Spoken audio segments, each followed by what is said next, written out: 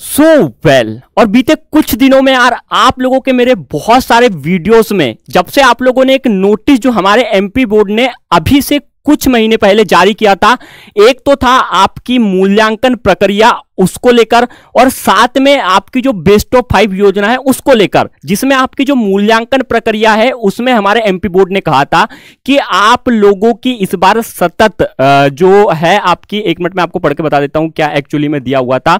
जो सतत एवं व्यापक मूल्यांकन के आधार पे आप लोगों के यहाँ पे कुछ मार्क्स दिए जाएंगे, जिसके बाद में आप लोगों में से कई बच्चे ऐसे थे जो लगातार कमेंट कर रहे थे कि भाई ये सतत व्यापक जो मूल्यांकन है वो एक्चुअल होता क्या है, इससे हमारे को क्या फायदा है, इससे हमें क्या मिलेगा, क्यों एमपी बोर्ड हमें सतत व्यापक मूल्यांकन करने की बात कह रहा है। साथ में कंफ्यूजन ये थी कि जो बेस्ट ऑफ 5 योजना है इस साल वो हमारे यहाँ पे लागू होगी नहीं होगी, उसके लिए क्या है। तो आज के जो वीडियो में आपको वो ऑफिशियल नोटिस भी दिखाने वाला हूं जिसमें एमपी बोर्ड ने सब बातें कही थी, साथ में पूरा एक्सप्लेन करने वाला हूं कि सतत व्यापक योजना के अंतर्गत कैसे आपका मूल्यांकन होता है, साथ में आप लोगों का बेस्ट ऑफ 5 योजना है या नहीं है, पूरी बात इस वीडियो में जानेंगे। तो भाई वीडियो को एंड तक जरूर देखना एंड अगर चैनल पर नए हो तो ऑल्सो सब्सक्राइब जरूर कर दीजिएगा।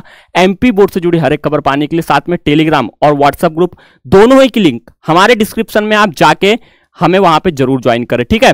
पहले मैं आपको सीधे वो ऑफिशियल नोटिस दिखाता हूं जिस नोटिस में ये बातें कही गई थी। तो ये जो है आपका 24/8/2023 का ये नोटिस था जो एमपी बोर्ड ने हमारे जारी किया था, जिसमें उसने कुछ चीजें 3 पॉइंट लागू करने की बात कही थी।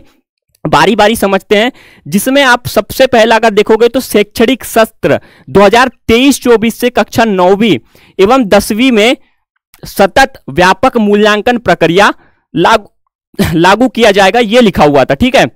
सेकेंड में लिखा था शिक्षण सत्र 2023-24 में कक्षा 9वीं एवं 2024-25 में कक्षा 10वीं में विद्यार्थियों को सामान्य गणित एवं उच्च गणित का विकल्प दिया जाएगा, ठीक है। थर्ड पॉइंट पढ़ते हैं अपन और साथ में फिर इनको समझेंगे, जिसमें था कि सतत व्यापक मूल्यांकन एवं सामान्य गणित व उच्च गणित का विकल्प भी कार्यवाही सुनिश्चित करते हुए शिक्षण सत्र 2024-25 से राज्य शासन द्वारा एतद द्वारा कक्षा 9वीं एवं 10वीं की वार्षिक परीक्षा में प्राप्त अंकों की गणना हेतु बेस्ट ऑफ 5 पद्धति समाप्त किए जाने की स्वीकृति प्रदान की जाती है। और ये आपका 23/8/2023 को हमारे मध्य प्रदेश के ऑफिशियल जो वेबसाइट है उसमें ये जारी किया गया था, मंत्रालय वल्लभ भवन भोपाल से, ठीक है। 3 पॉइंट थे इसमें, आपने देखा होगा, और ये इसी साल के लिए, जिसमें आपका 2023 और 24 वाले सेशन के लिए 2 पॉइंट बताए गए हैं। 2024 और 25 जो नेक्स्ट सेशन है उसके लिए 2 बात बताई गई है, जो कि आपके बेस्ट ऑफ 5 योजना और सतत व्यापक जो आपकी मूल्यांकन प्रक्रिया है उसके लिए बताई गई है, ठीक है। तो अब चीजें समझते हैं कि अपन के एक्चुअल ये सतत व्यापक मूल्यांकन है क्या, जो हमारा एमपी बोर्ड बोल रहा है कि इसे लागू किया जाएगा इस साल। तो मैं आपको बता दूं कि सतत व्यापक मूल्यांकन आप लोगों के लिए तो जरूरी है, साथ में आप लोगों के टीचर के लिए काफी ज्यादा इंपॉर्टेंट चीज हो जाती है, क्योंकि सतत व्यापक मूल्यांकन में आप लोगों के जो मार्क्स आप लेते हो परीक्षा में वो तो अलग ही होते हैं, उसके अलावा भी जैसे कई बच्चे क्या होते हैं कि कई अलग सब्जेक्टों में उन्हें ज्यादा रुचि होती है, कई अलग मतलब कार्य करने में या फिर कोई भी प्रक्रिया या फिर जो भी चीजें हैं जिसमें बंदा और भी ज्यादा क्रिएटिव है, साथ में उस बंदे ने साल भर में कौन सा मतलब जो भी छात्र है उसने क्या अपने अंदर चेंजेस किए हैं, समाज को लेकर उसकी सोच कैसी है, और भी बहुत सारे जो मुद्दे हैं मैं आपको थोड़ा डिटेल्स में समझाता हूं। क्योंकि ये जो सतत व्यापक योजना है आपकी, ये शिक्षा अधिनियम 2009 के तहत लागू की गई थी, जिसमें बहुत सारे पॉइंट को गवर्नमेंट ने हाईलाइट किया था। अपन पॉइंट को बारी बारी से पढ़ते हैं कि क्या था। तो ये सतत व्यापक मूल्यांकन आपका एक्चुअली क्या होता है, इसका मूल्यांकन का मतलब बच्चों को उसकी सफलता या असफलता का प्रमाण पत्र देना नहीं है, बल्कि उसकी योग्यता को बढ़ावा देते हुए सही दिशा प्रदान करना है। इसके लिए आवश्यक है कि बच्चों का सतत आकलन किया जाए, जिससे यह पता चल सके कि बच्चे के विकास की गति ठीक है या नहीं है। यदि ठीक नहीं है तो उसे किस प्रकार के बाह्य मदद की आवश्यकता है। सतत एवं व्यापक मूल्यांकन का मूल विचार इस तथ्य पर आधारित है कि सब बच्चे एक से नहीं होते हैं। बच्चों में सोचने, समझने और तर्क करने की क्षमता भिन्न भिन्न होती है, जिसके आधार पर उनका विकास होता है। इसके अलावा यह भी एक महत्वपूर्ण तथ्य है कि विकास टुकड़ों में नहीं होता है, बल्कि समग्र एवं निरंतर होता रहता है। इस मूल्यांकन प्रक्रिया में हम इस बात को प्रमाण जुटाते हैं कि बच्चों की योग्यता या व्यवहार में कितना सुधार यहां पे आया है। तो ये जो आपकी साल भर की एक्टिविटीज होती है, जिसमें आप पहले कैसे थे, अभी कैसे हो, किस फील्ड में आपकी रुचि ज्यादा है, किस खेल में आपका ज्यादा मन है, क्या चीजें आपको अच्छी लगती हैं, आप समाज के बारे में आपकी थिंकिंग क्या है, बहुत सारी चीजें होती हैं। तो वो जो आपका सतत व्यापक मूल्यांकन होता है, तो इसके आधार पे आपकी जो ईयरली एक्टिविटी के आधार पे भी कुछ यहाँ पे ग्रेड्स वगैरह दिए जाते हैं।